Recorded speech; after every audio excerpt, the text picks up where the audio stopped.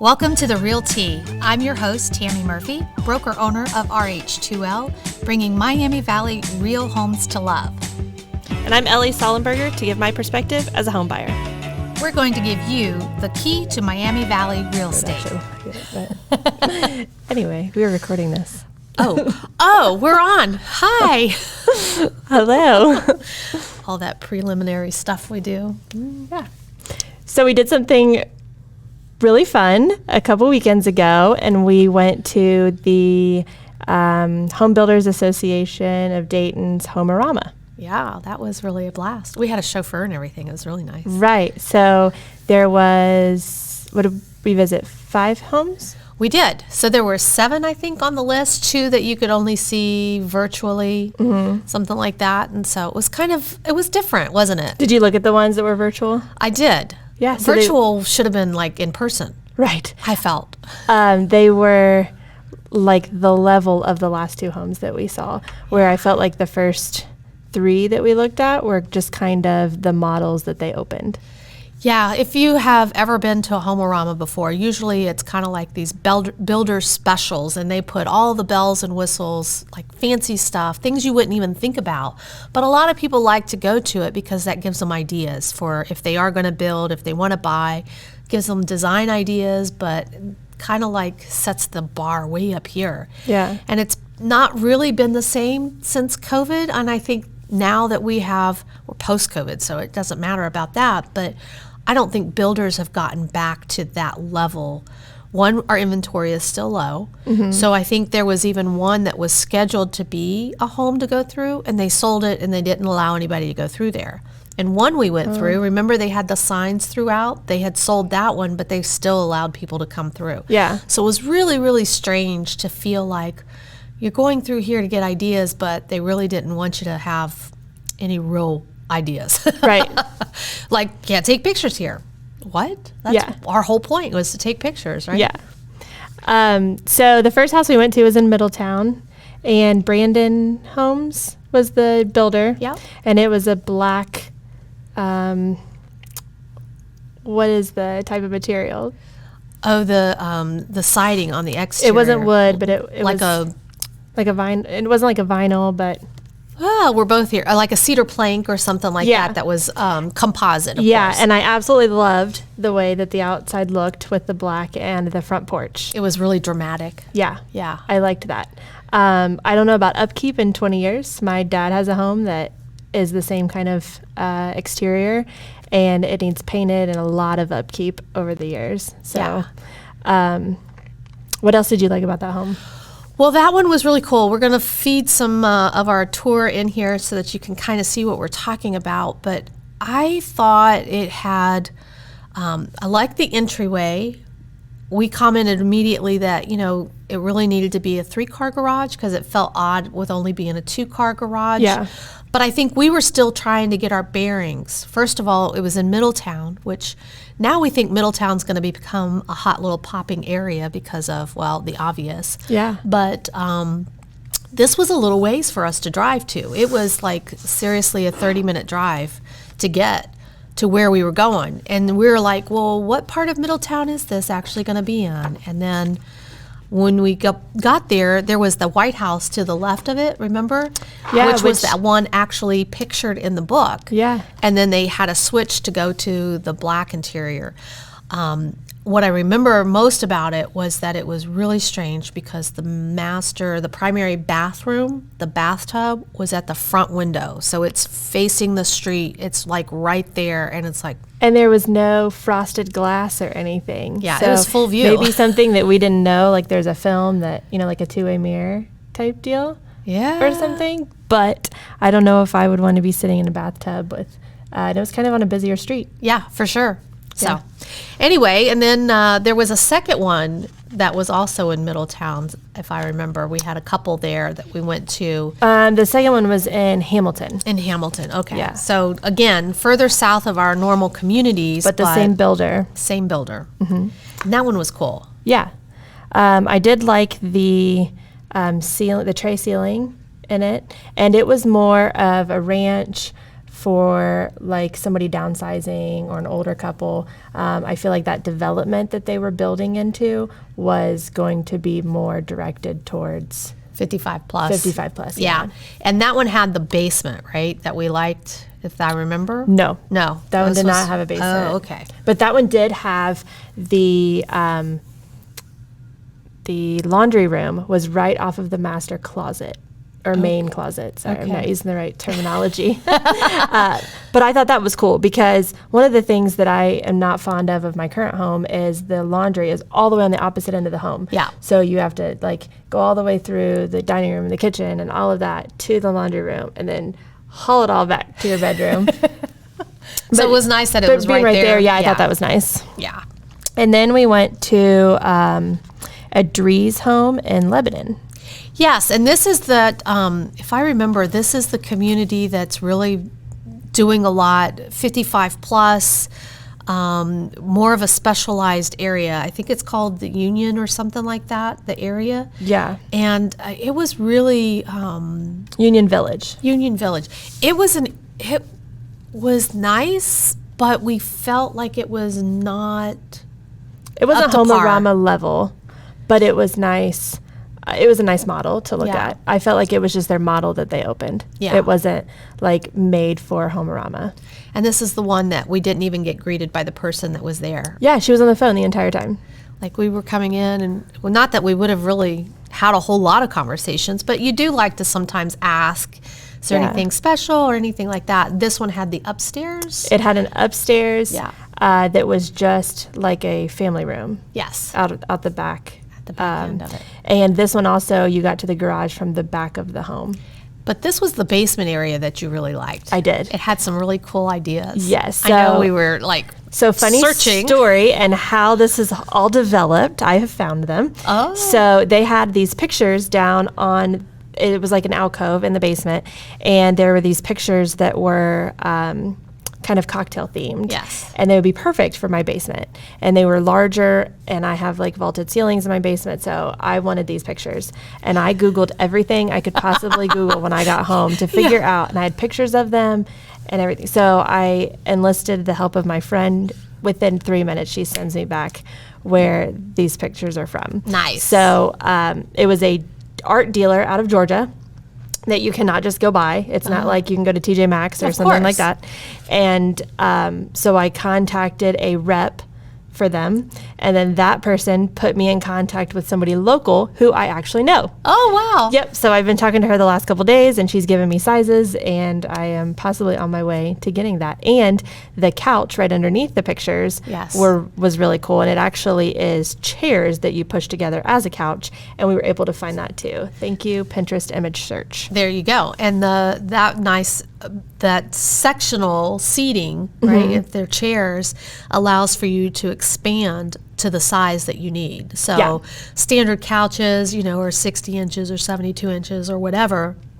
But if you start putting stuff together and you want to fill that out, you want it to be cohesive. Yeah. That was really like the impact that we made, that it made when we went down there. It was like, oh, this really looks nice. Like, Yeah, I loved the way the basement of this one was decorated. yeah. And I liked the wraparound porch too. Yes, the wraparound was porch cool. was really cool.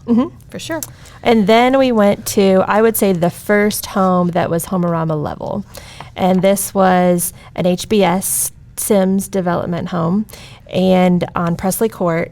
And this one had a large yard, big driveway, and you could tell was $1 million plus. And really, I think even just driving into the development where this was, you already felt like you were Homearama because it was a stable, centralized, kind of like a already master homes everywhere, right? That just Yeah. have this nice flow to them. And then you come to this. Instead of like, sometimes when you drive into a subdivision and it's like, this lot is under construction and you've got mismatch of sizes and all of these varieties. And that's kind of what some of the first ones felt like. Yeah. And this one was like, no, this is, And this subdivision has large lots, where I feel like a lot of the new subdivisions, especially that are being built around me, are 4 homes per acre. Yeah. So they're quarter acre lots, Yeah. tiny, right on top of each other.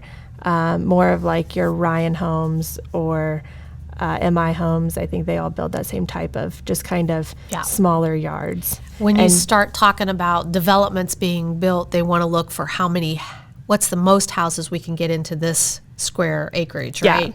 And not necessarily sprawl it out. So this one is the one that, it's an acre plus on the lot. Yeah. You felt it. You just knew driving up, this is going to be nice. Yeah.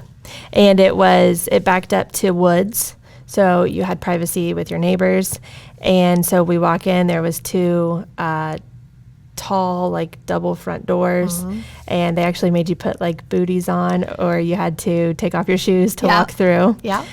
As far as the layout, there was a couple spots where I was like, this is a dead end corner. Yeah. And I feel like that is something that builders have gotten away from since like 2005-ish, where they kind of have a reason for every corner. And this one had just some corners where I was like, what goes here? Yeah, because the coming off of the kitchen was the pantry, but then it's an odd angle. So you know that you're not, what are you going to do? You're going to put something in the corner in there and then not be able to get to it easily. If you put shelving in there, then that's not going to meet. So that part was weird. And then on the other side of it, you had wasted space. So it didn't seem to flow in that respect, but man, it was pretty. Yeah. I did like all the finishings. The basement was large. I think this one even had the big exercise room downstairs, which was cool. And then we went on to, I think, was the nicest home, and definitely the one that I liked the best and the one that stood out the most.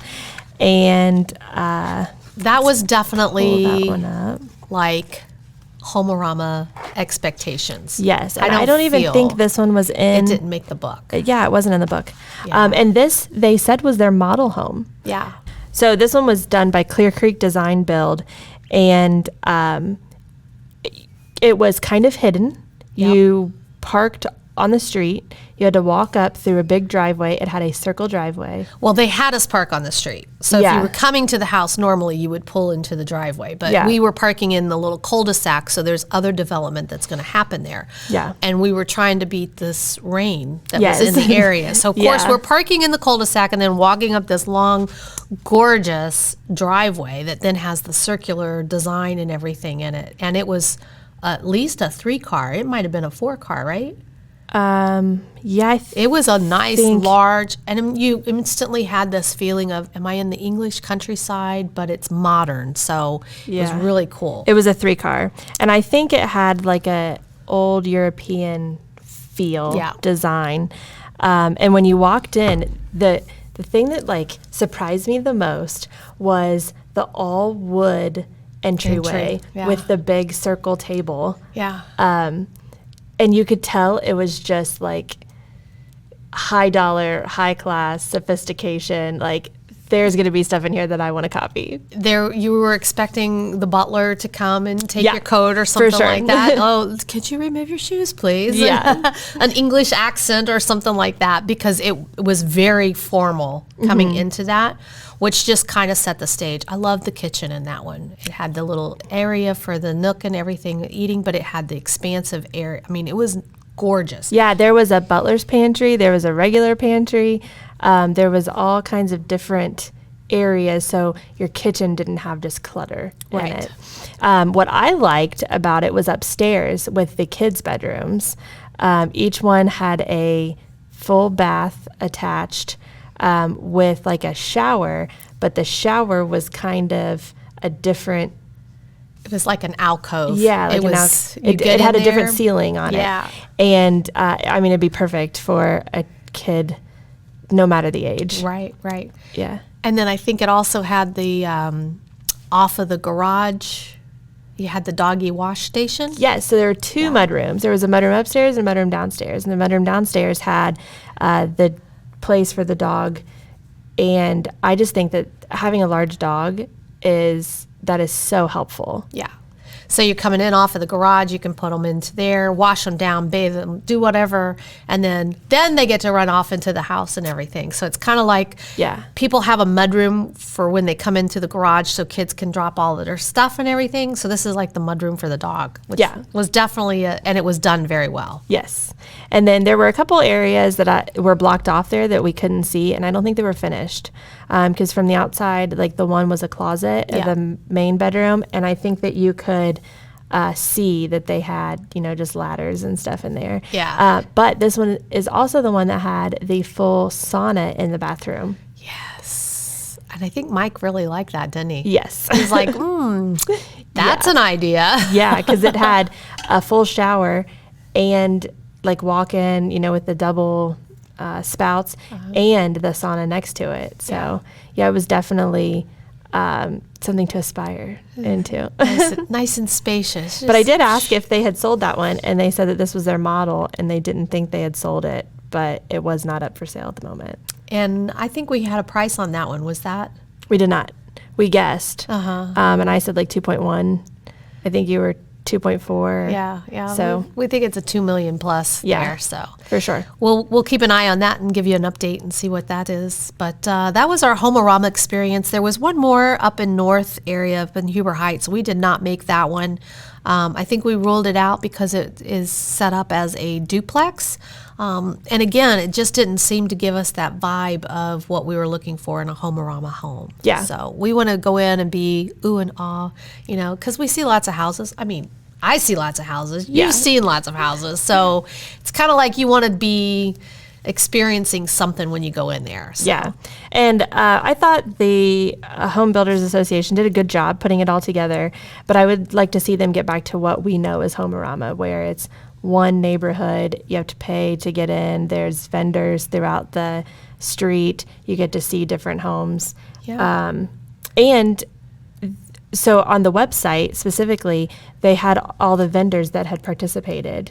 But like I know that we did the railing, my family's business, on one of the homes, but we weren't listed in there. So I would like to see like all of the vendors incorporated. Because I think that's really why consumers like to go to that, is to get those contacts and say, well, and maybe they're not building an extravagant home, but hey, if I need ironwork done and I know that I need a handrail or I want a nice post mailbox cover or something, that you at least know who those vendors are, the contractors and the companies.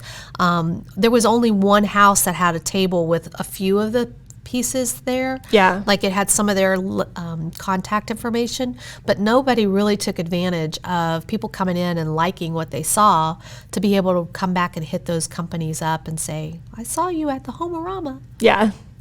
So, I mean, that's what we would look for. Yeah. I think that Cincinnati has kind of reverted back to what like old school Homearama that we're used to. Yeah. So, and I think that's coming up, so that would be interesting to go to. Yeah. We'll see if we can find out more. Yeah. And so the next event that the Home Builders Association has is the Tour of Homes. Yes. What is that? So they do like a parade of homes, which is a smaller scale, which is more in a subdivision, and it just kind of sets it up. Again, it's a good opportunity to see some different ideas and everything like that. It's kind of lower scale than Homearama. So if we were talking about average, what most people would be looking at, or if this is more high level, that's kind of the difference there. Okay. So we'll get that information and see what we can find out. Yeah. Thanks for joining us today on the Realty Podcast. If you enjoyed the knowledge and entertainment today, please subscribe and share with your friends. We will be embarking on a journey that bridges the gap between realtors and clients, uncovering the heart and tea of real estate.